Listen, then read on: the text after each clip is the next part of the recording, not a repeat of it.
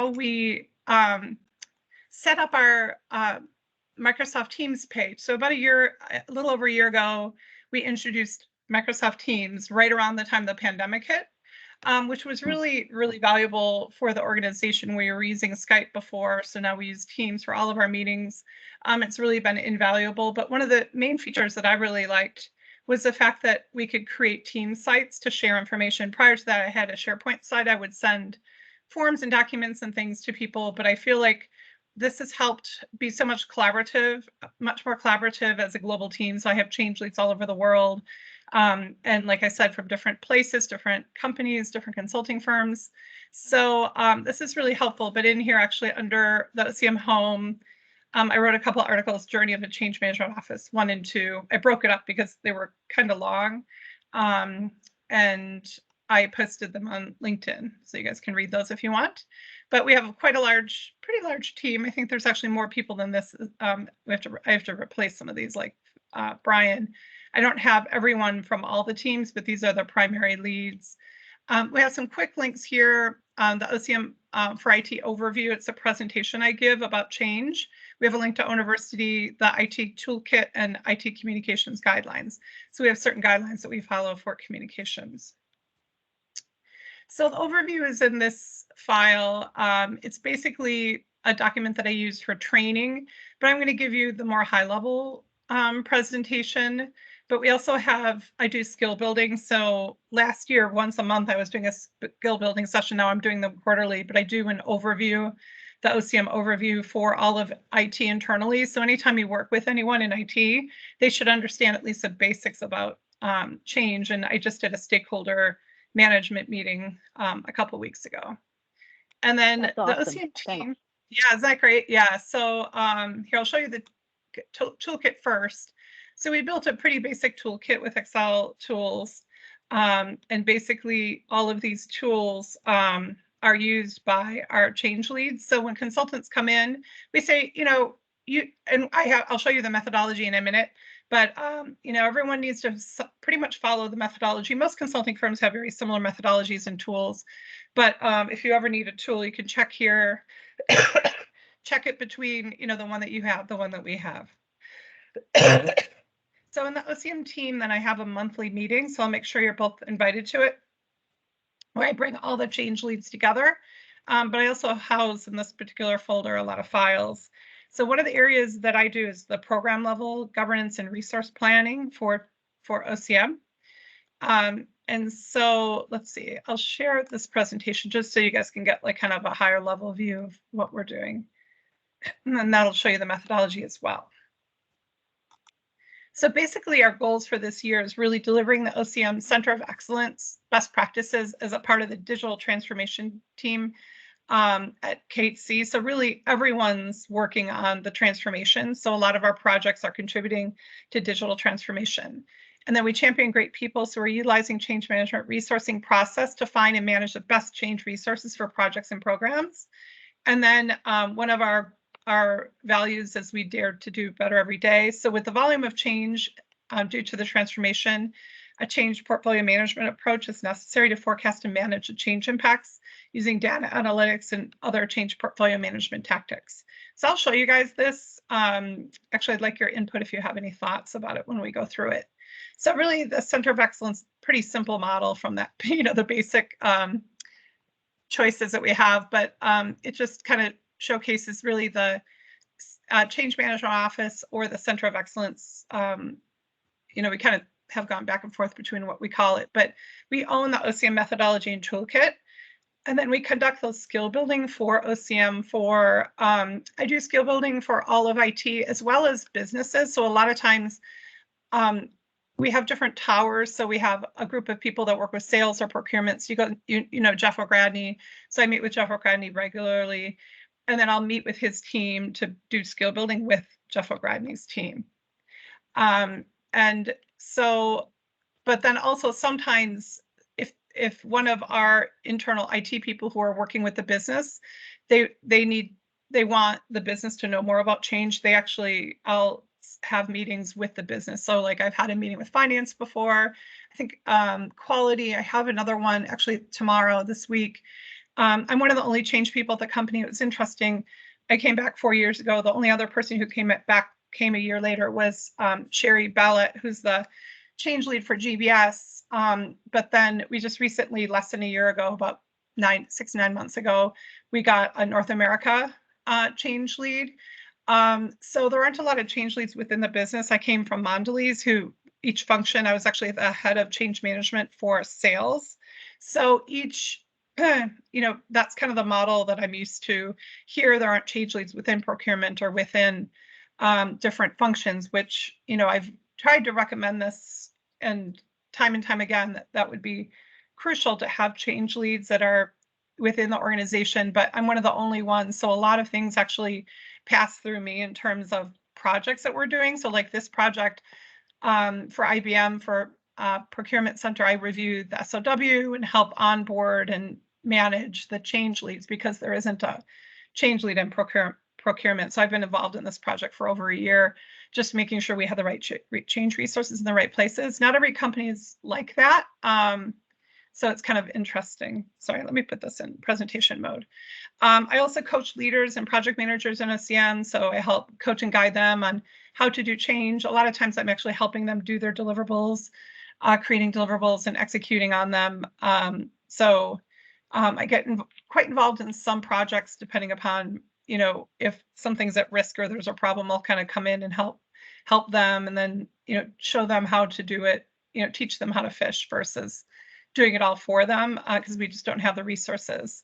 And then I manage all the OCM resourcing. So if we do need resources, we have a process to follow and we determine who's going to, what kind of resources are we going to have on which projects. And then we lead that OCM community. So this is where I bring everyone together. I call 20 change leads together to talk about change. And I usually have one topic we'll discuss as well as have one team member, one or two change leads present their project to the others to give them kind of an update. And then we measure program level change. So measurement for changes, we all know, is really important. So you guys are measuring it at a project level. I'm trying to measure it at a program level, which can be a challenge sometimes to try and measure overall program level change. So any questions so far? When you look at program level change, like for example, in our procurement center, we're doing the readiness. That was one of the pieces, if time allows, you had given us some input that we'd like to pull on your experience within the organization, because as you're well aware, the forms is not the most sophisticated survey, mechanism. And it basically gives us a lot of constraints, which is why we had changed our methodology. So just, we want to spend a little bit of time at the end after the overview on that piece, specifically for procurement center. And then I think you've invited me to a meeting, Anne, and I didn't, I think it was double booked or triple booked just in this transition time frame, right, for the whole statusing and everything. So just wanted to have you give us an overview then of what, do you report out there, that do you consolidate things? I know it probably is a status for every meeting, but when you look at readiness for the organization at a whole, is there something you can share in what you do? Sure. Exactly. I'll cover that in this presentation, or at least at a higher level, and we can deep dive if we need to. So basically, this is our methodology. So again, very simple. Basically, we understand the scope of change. So that's where we're conducting a change impact early on, doing the resource planning, then aligning, engaging stakeholders.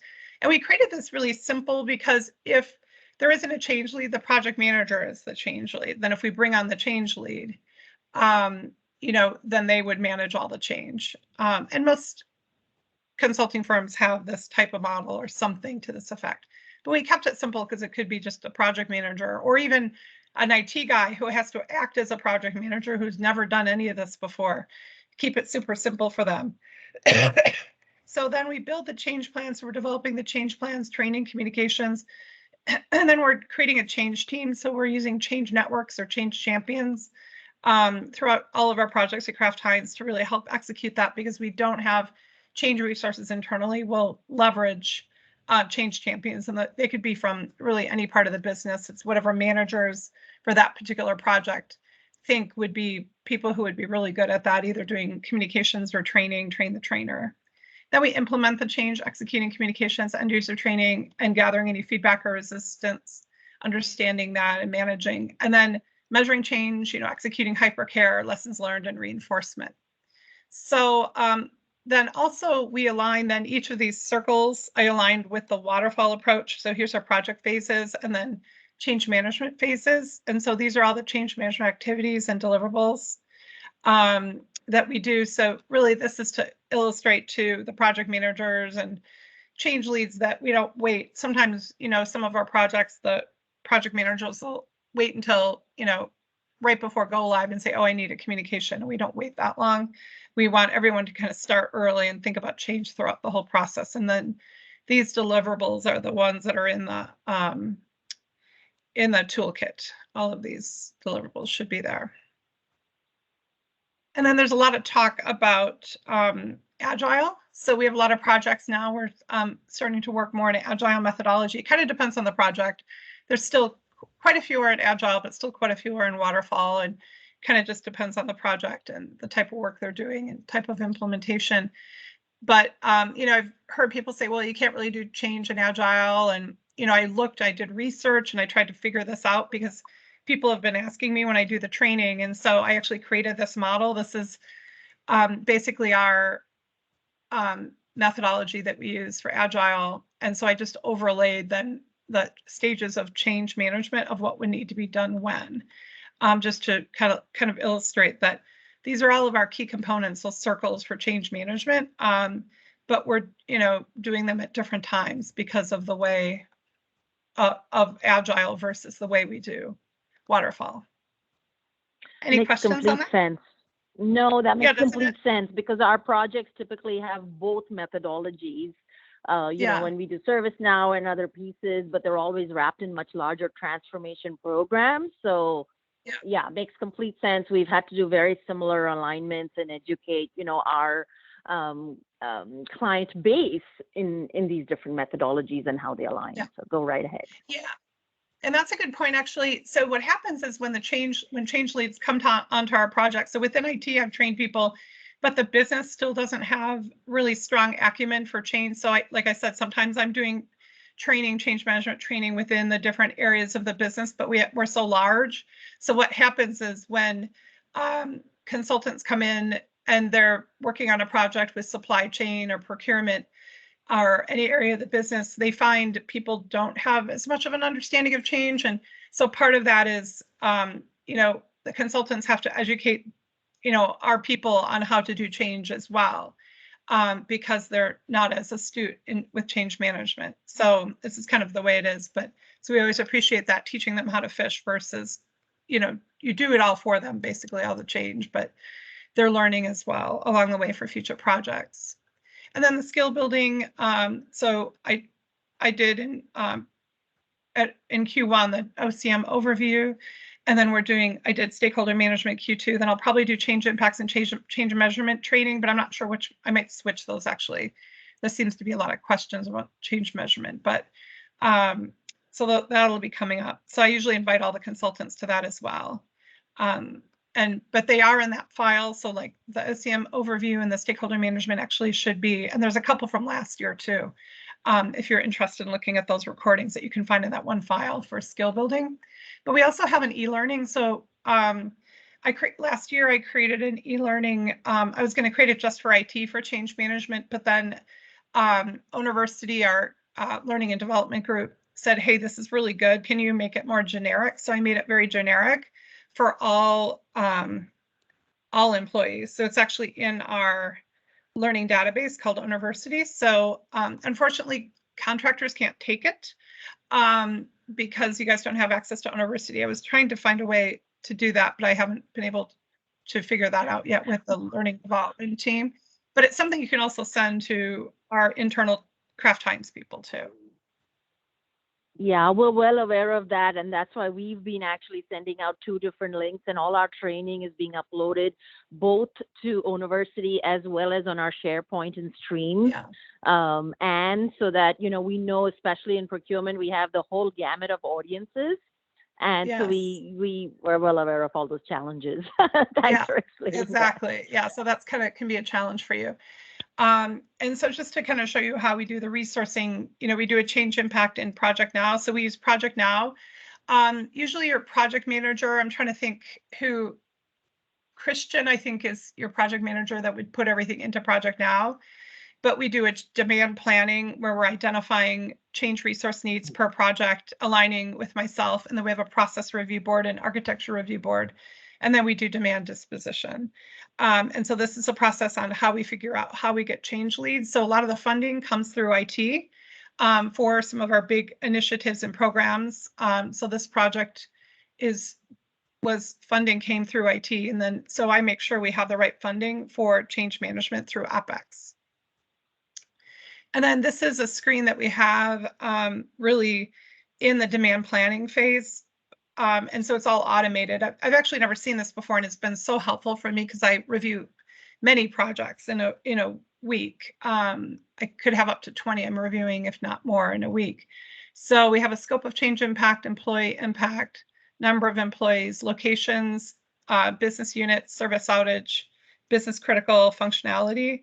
And then that is an algorithm, and it comes up high, moderate, or low. So if it's high impact, then I know I need to work with that team to figure out how we're going to get the resourcing. And then there's also a checklist that they fill out. There's actually about 8 questions, but about change management. But one is, okay, how will we get the change lead? The project manager will be the change, business will provide the change, or we need external change lead. So then I know I need to work with them to identify change leads. So this is the process. So they capture those requirements in Project Now. Sometimes the project manager is the change lead, the business may be the change lead, or if there's an external change lead needed, then I work with them to identify, is it a consulting partner or independent consultant? So in this case, I worked with the procurement team for the procurement project, really to understand then the consulting partner change lead needs, making sure the right language is in the RFP and SOW. And then I help review resumes and I onboard and manage all of the change leads.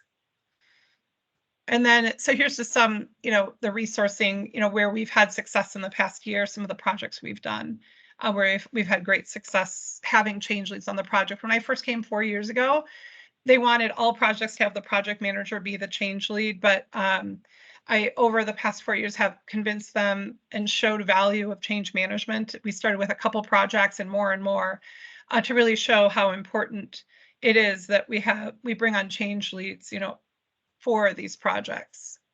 So this is actually the slide then we go through in that monthly meeting I have with the whole OCM team, really understanding like what are all the projects, so people can kind of see also if there's a project that's running that's similar to yours, or there may be conflict, or there may be ways to work together. I have every month I'll have 1 or 2 people. Oh, sorry, and I have to update this here. We'll have 1 or 2 people present on their project so everyone knows what they're working on, and then identify issues or questions, or just help each other out. So that's kind of how that works. And then I'm always working on projects coming up. So there's in the pipeline, we have a couple projects that I'm working to kind of identify, really what projects need change leads as well. And then I also manage the financials. I don't know if you guys are supposed to see this, but like here's a procurement transformation. Actually, I had to check on that cost, but this helps us identify all the costs. And this is North America and global and international, and what the spend is for all the projects. And this is actually just more for leadership. But we're actually spending $2.6 million this year on change, which is unprecedented. And so here's then the team site. We have an OCM community. So here's some of the people on the community. It's constantly being updated. I have to update this one as well now. Make sure you're on. You both are on here as well. But they're from a cross section of different places. Different consulting firms. So Jeff and Mark are both independent. Which firms are there? Oh, you just mark everybody independent. Okay. It's hard and to then try and figure out who's internal versus who's external, because that those relationships within the org are so critical. How do you communicate that? Well, that's a good question. We have so many consultants at Kraft Heinz. We're a zero-based budgeting, so we actually don't have, we have a lot of contractors that come in for projects. Here you can kind of see like Max is from Infosys, Claudia and Yash are from E&Y. So I did actually put it here. Okay. When it says So contractor, they're independent. what it sounds like is you have very few full-time change resources within some of your functional areas. We actually have none. None. Okay. Okay. Yeah. Thanks for clarifying. Yeah, there really are no change people at Kraft Heinz, which I've been trying to, encourage us to bring on more change leads. So really, there's only myself in IT, which we work with the business so much. So I'm not just working at internal IT projects impacting internal. I'm working on projects impacting like supply chain. Like we have a big O9 process, or this particular project has a huge Ariba component to it. So we have a lot of change happening within the business. So I make sure we have the right change leads that are working with the business. And I just meet with them usually every month. We'll have, or I mean, every week then for each of these projects, I have a weekly meeting. So like we have a weekly meeting with you guys, but sometimes like the procurement center is a very large team. Sometimes it's actually just me and that consultant work talking one-on-one. It kind of just depends on the project and who's involved. Do the business stakeholders come? And but it is difficult here to know who's employees and who's consultants. But basically, there's only like 3, actually 4. We just have a new person in digital revolution. There's basically myself, Sherry in GBS, and then Dewan is just North America transformation. There aren't any other global change leads. And then we just hired someone new in digital revolution. So she works on some of the digital projects. But otherwise, everyone else is consultants. So there really aren't. So all of our change resources, then that's why I have such a rigorous process around identifying change needs, because we don't have people in the business to do the change. And that's why we continue to train them. And I did the e-learning. But we don't really have change people in the business areas. Like I said, it would probably be a good best practice. Like at Mondelez, we had a functional change lead within procurement, within supply chain. Yeah. I was the head of change and transformation for sales. So, it's just, I'm not sure why we're not bringing on change leads in each function. We don't really have like a central change organization, like over all of the change leads. They're just depends on, where they are within the zone or within, region or within the function or area. Yeah, and that's definitely, like you said, an opportunity area. We've helped guide and, facilitate. I'm sure you're totally aware of this, other organizations and how to set up that center of excellence, and sometimes, most often it's in HR, but I've seen organizations where they put something like that in their strategy centers or, an overall global PMO to support, all sorts of projects. So, yeah. Yeah, totally I've recommended that because I recommended that. So I built the CMO or Center of Excellence for IT, and I've been trying to help them. I said, I can help build this for the whole organization, global organization. So we had one central way of doing change. So, but it kind of just falls on deaf ears. No one's really, like, I've talked to a couple leaders, I've sent materials, I've said, hey, we need a Center of Excellence for change for the whole company. And I don't know why, they just kind of hire just North America or just within a function, but we have no central change management team. But that's the way it was at Mondelez. I was a part of building that COE at Mondelez. We had a Center of Excellence at Mondelez, but that's kind of what I've done is built the methodology and toolkit. So it's agnostic, it's not just IT. And actually I share that with any new change leads who come in. I share what I've created so we can all kind of use the same methodology and toolkit. So the new person for digital revolution, she came in and I shared with her, what I've done. And she's like, oh my gosh, you've put so much work into this. She's like, thank you. I go, please use whatever you can, because we need similar methodologies and frameworks. And Sherry and I, actually, when Sherry came on, I shared it with her as well. and she's like, this is great. And she used it pretty much as is for GBS. So Sherry and I have been using the same methodology and toolkit. And then now the new Digital Revolution person. And I showed it to Dewan, but he's doing something different, I guess he says. So I'm not sure, he's kind of doing something a little different than what we are, but he's not doing project-based. So he's kind of doing more high-level change, he said, for North America. So I'm not really sure exactly, because I think it would be best if we just everyone worked collaboratively and we had kind of like one methodology and toolkit and ways of working. So majority of people, when new change leads come on, I try and show them what we've done. Sherry and I are using the same thing and have that consistency, because sometimes people move between projects too, and then you can't have a whole separate different methodology and toolkit in a different area. But we're the only ones anyway. There's no change person in procurement, none in supply chain. So I've recommended it, but I don't know who else I can talk to. I've tried to send it to people. And from everything you've seen, our stuff aligns perfectly with yours. So it's really, exactly. Very much fully in sync. Exactly. And so that's a good news too, is that when we do bring on, so that's part of what I do, is that's why I onboard the change leads too for all of those projects, to say, hey, this is what we use. You can use ours, you can use yours. I'm not like mandatory have to use our methodology, but most cases like IBM's, change methodology and toolkit is very similar. So in most consulting firms, it's very similar. That's why I kind of kept it very simple and straightforward. So anyone who comes on, any new change leads come on, I onboard them and then share with them what we're doing. So in terms of the surveys, can I ask a clarifying question? You mentioned Joanne, right? What is the last name for that? I didn't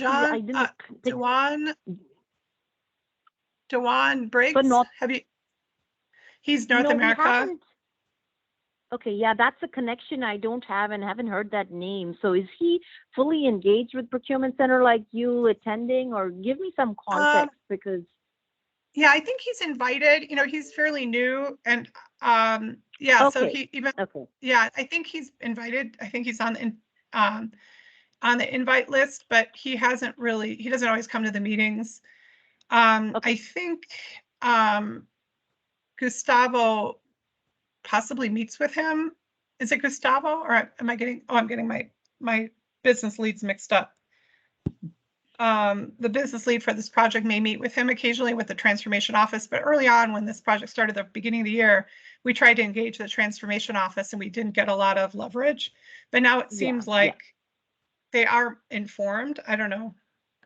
But okay, no, that's fine. Absolutely. Gustavo's playing both roles for this project. We just wanted to make sure we were not missing any links and things like that. So that's perfect. Yeah. Sorry, go ahead to the survey. So that's okay. I think Gustavo has met with him then. So basically for surveys, so we use Microsoft Forms, and the reason why we use Microsoft Forms is because of the whole privacy in Europe. So we can only use surveys, Microsoft Forms, because it's protected and has the right firewalls. And I don't know, our security team deemed this appropriate. What's the name of the? GDPR, I think is that. GDPR, yes. To comply with GDPR. So they changed that about a year ago. We used to use SurveyMonkey, but that's why we use it. I just have a slide here for people who may not have used it. Okay. And then I do. Well, I think for us, a bit of the disconnect, Anne, over there was a lot of our audience. Most of it is North America. We did have some, global audience identified. So I think that, that makes complete sense now. Thank you for explaining that. But because we're a global organization, we kind of stick with, one way of working. The standard. Because of GDPR, standards. And so actually, I did a survey for those projects that have deployed. So every time a project deploys, I send a survey to the team. And these are the different areas. So actually, I was pleasantly surprised the overall score, the effectiveness. So it's basically how effective was the change lead, how effective was the change impact exercise, how effective was the stakeholder analysis. So it's clearly showing then any projects that had change leads, they're finding that very effective. So that helps me to continue to grow the change organization and say, look, it's effective actually to have change leads on projects. We need to invest that money because 4 years ago, they wouldn't invest the money, and now more and more they are for those high priority projects. Change champions still is a little rough, but it's a new concept here, so we've been trying to build that. And change adoption too, really we have to think about when the consultants leave and we're handing it off to the business, that someone really owns that and measures that change adoption post go live, because that's probably one of the lower scores too. Okay, and then the OCM portfolio management. I don't know if you guys are interested in this, but so we have so much change going on at Kraft Heinz time. So it's creating kind of a change saturated environment. So I don't know if you guys have seen this, but most areas of the business, procurement is one, supply chain is another. There's so much change happening, not only IT projects, not only like the procurement center, but other areas. There's all sorts of changes happening. So in this situation, some teams may be more impacted than others by this simultaneous change. So this can impact people in a couple ways. Multiple changes, may result in behaviors such as disengagement and apathy, frustration and stress, resistance to change, confusion and skepticism. But then the project level symptoms, lack of resources to implement the change. So on every project across the board, it's so hard to find change champions and do the train the trainer. In theory, train the trainer is great, but you have to find people who have the time to do that. And leaders have to make sure they're giving us change leads who have that time. And then unsustained changes after implementation. So this is where we deploy the change, but someone has to own it post-deployment, after hypercare, handing that off, that someone's measuring that adoption. And then sometimes our projects lose momentum because we just can't get all of our stakeholders aligned. So this is why stakeholder management is so important. And one of the risks I see across all of the projects that we have is not only, adoption of systems, because people have so much change happening and they're reaching change capacity, but is that resourcing and that stakeholder engagement, that people understand that this is a priority, and the leaders themselves have to commit the time, and they have to commit the time of their people to help implement it. And I think you're seeing this partly in the fact that people aren't signing up for the training.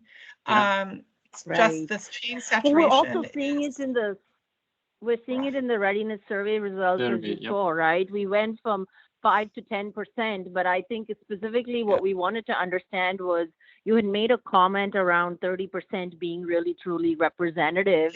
And, we don't know if we're going to get to that level right now.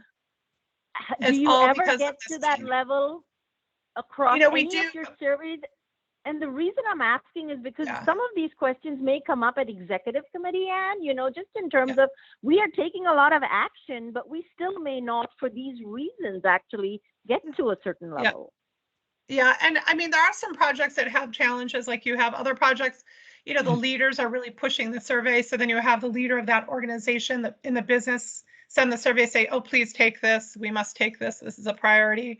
So I think it helps you guys understand why that's happening, because of that change saturated environment. People are reaching change capacity here. It's unprecedented amount of change. I've never seen anything like it. And we have so few change resources, and change isn't really seen as a very high regard. I used to be a director at a different company.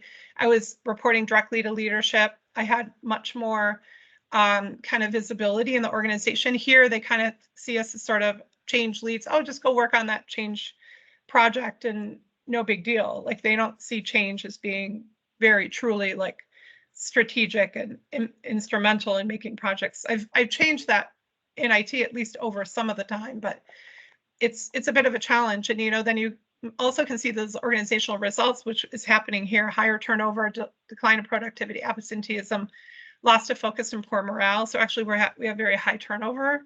It's very difficult. It's a difficult environment we're in. So, I'm trying to tell my IT leadership, because we're going into planning now for next year. In July, we start planning for the next year. So now we're planning for 2022. So like Jeff O'Gradney will work with procurements and see what changes they want for 2022, and all across the board, all of our functions, HR and finance and supply chain. But I've tried to help coach them that we need to do some things, due to that volume of the change. We need to really think about this as a portfolio management approach. And, using our data analytics. And so really to avoid the change saturation, we have to really think about individual change capacity. I don't think they think about that. We do as change leads. Any project consequences. So if there's too much change happening, what's the consequences? And what are those organizational consequences if these projects aren't successful? So these are conversations I have with leadership to really try and drive, like, let's think about that. And really, then there's also change collision where there's multiple projects happening in areas. That can also be funding. You know, they're competing for funding, resources for project and change teams, which you've seen, the time frames, Absolutely. and that collective impact on the people. So this is what's the environment where we're working. And so really some of the things that I'm recommending to leadership is reviewing those data and trends of the change impacts, identifying any risks regarding the pace and the amount of the change. And I'm recommending we do more roadmaps. You know, they say like North America Transformation, they're just like, okay, we're doing all this change, but no one's strategically thinking, okay, what's the roadmap? What are we doing first, second, third? We can't do it all at once like we are this year. So we have to identify also opportunities to integrate any rollout or communications or ways of working. And this is why I have the meeting with all the change leads together every month, so they can see what other projects are doing, if there's any, kind of synchronicity, that they can work together. Like 2 of our projects, one's a master data governance, and the other is about agile, the way they're putting like different data into systems. And those 2 projects, actually, Project Maglev and the master data governance project, actually, they talk regularly now. But really, we have to make those decisions on the prioritization of those change releases. And if, it's not going to work, we have to push projects back or time them, to prioritize which projects have to go first or what portions of the project goes first. And then continually monitoring that feedback from those impacted groups. So I created a portfolio management process. So really then I had to identify the boundaries of the scope of the IT portfolio. So basically, it's mainly just IT projects that I have awareness to in my Project Now system. But then we identify that list of zone and functional groups who are impacted by the change. So I kind of have a list of functions and zones that we work with. So we gather that data by collecting the data and assessment of changes in Project Now through the change impact and OCM checklist that I showed you guys. And then it will create a heat map showing which groups are impacted by the change. And then really taking that, and we've created a dashboard within Project Now. So really creating that dashboard with that data analytics. So we took all the data that's in Project Now and created a dashboard. And then we create perspectives by the zone or function of that portfolio of change, so we can actually sort it. And then analyze the change in organizations and consequences and implications of the portfolio. So then we have to really think about, okay, creating that dashboard, but using it. So I have to meet with leaders now to really use that dashboard to help identify what projects are out there, what's happening when, and then really present that portfolio and the associated analysis, and then encourage action from senior leaders to better manage that portfolio. And then I'm continually monitoring and managing it by reviewing projects entering demand and leaving the portfolio, and then conducting analysis on the new changes that are coming to the portfolio, and then monitoring that impact on the portfolio and really understanding the organization's capacity for change. And then that's input into any OCM resourcing and funding for next year. So that's kind of the process that I'm trying to use, but I'll say Jeff O'Gradney, hey, we've got to slow down the number of projects hitting supply chain or procurement, and it's just not, the tide isn't letting up. So some of those components that are the OCM impact that we do in the beginning of the project, and that's input into that heat map and dashboard. And the heat map is really the depiction of the zones and functions impacted by the change. And then that gives us a single view of the change. And then the dashboard, ultimate output of the OCM portfolio management process. So it gives that high level look at the multitude of changes KHC is experiencing. So this kind of can help us understand the collective impact on the groups in the organization and potential risks. And then really it helps, kind of focus a discussion with teams and senior leadership in evaluating, managing the portfolio of change. And then we have graphs to illustrate that in Project Now. So this is kind of just an example of what it would look like. I have to actually take a screenshot. They're kind of still working on it. Let's see if I can actually find it for you guys. Show you what it looks like. It's still kind of under. It's still in process.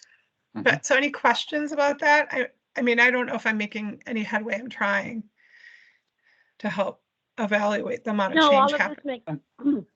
No, all of this makes complete sense to us, and very familiar with all of it, the challenges in internal org. And, I feel like you're doing all of the right things given the environment. And, we aligned really well. And I think some of the pieces that, we probably, like the guidance you gave us in the forums and things like that, we'll probably try and leverage you when we have questions there. I think one of the things that changed from our survey is we were forcing only people through the forms within the organization to answer. And I think that's the right methodology now to go back and think about it.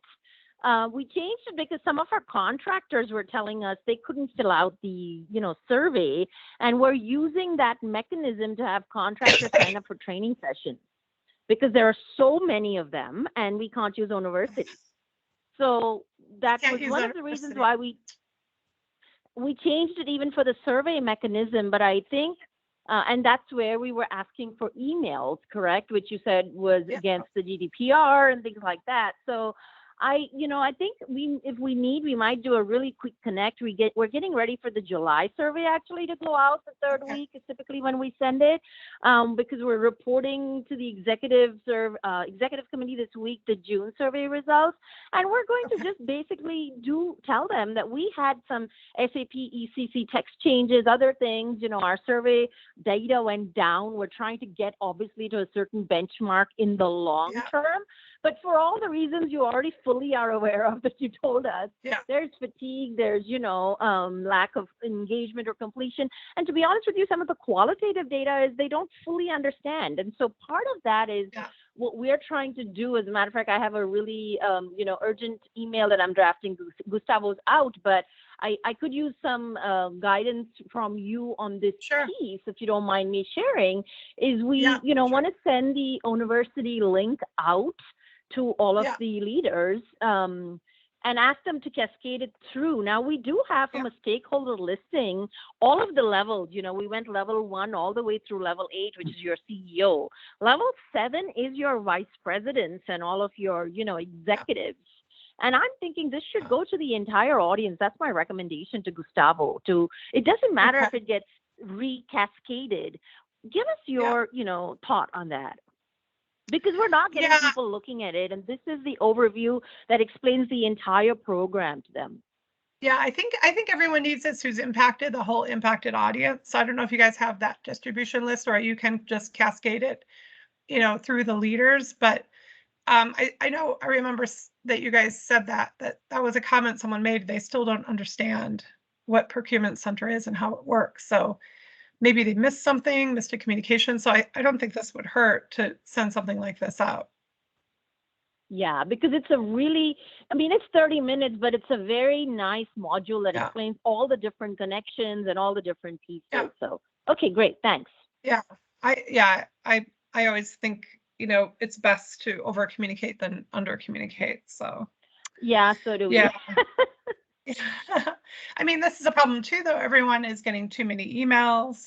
We have so many emails. Yes, that's why I was asking you, because if we do it to all levels, then if 7 cascades down, right, we can send it to all levels. I'm trying to pull up the distribution list. I know I have it, but in the interest of time, I'll just send an email and I'll maybe put you on copy so that you can see it. Yeah, copy me. Yeah, so feel free. So I just wanted to kind of give you guys an overview of kind of what my role is. It's a little bit different, but Aruna, it sounds like you did something similar to your prior company. So, I'm here to help. So as you can see, I work with a lot of projects, but I try and be on every week on that weekly call to hear what's happening and just give some, color commentary on kind of what works here. Kraft Heinz can be a very difficult organization to navigate, and I'm fully aware of that. So I always try and help the change consultants navigate the organization and understand like what works best here, what's common or typical, because I've had enough bumps and bruises in the past 4 years myself to be able to help you.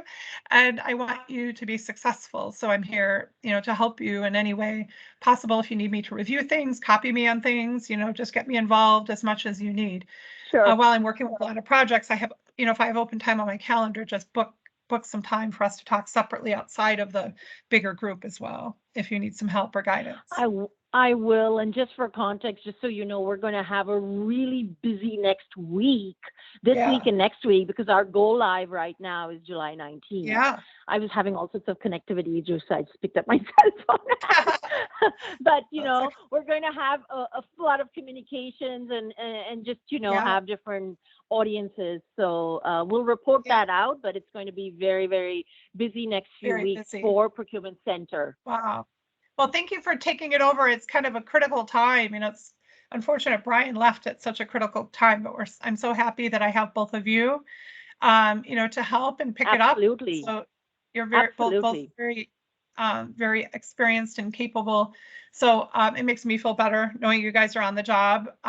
So I'm here this week. I'm on vacation next week, but I'm going to I'm going to make myself available via email or phone. There will be sometime next week. I'll be on the middle of the lake and maybe not have reception, but I'll be checking my IMs and my emails on my phone, hopefully, anytime I'm in a port. So, but this week, let me know anything I can do, even if you just need to talk or you have any frustration, need support, I'm here for you. Thank you. Thank you. And just one last request, if you don't mind adding Joe to your Teams folder where we can see all this material. And one thing we are struggling a lot with is syncing up our IBM calendars and our KHC. So if you don't mind copying us on both those emails, if you ever communicate with us, it always is a challenge to sync up calendars, but when we get it the first time around, it makes life just a little easier. So okay, good. Okay, I'll definitely do that. I'll copy you on both your KHC and IBM. Okay, good. Well, you guys are doing a great job. Just keep up the good work. I know it's crunch time. We appreciate that input. Please let me know if there's anything I can do to help support or give guidance or anything you need. I'm here for you. Thank you. Thank you, Anne. Bye. Right. Thanks, guys. It was a great meeting. Thank you. Nice meeting you too. Take care. Bye-bye. Bye.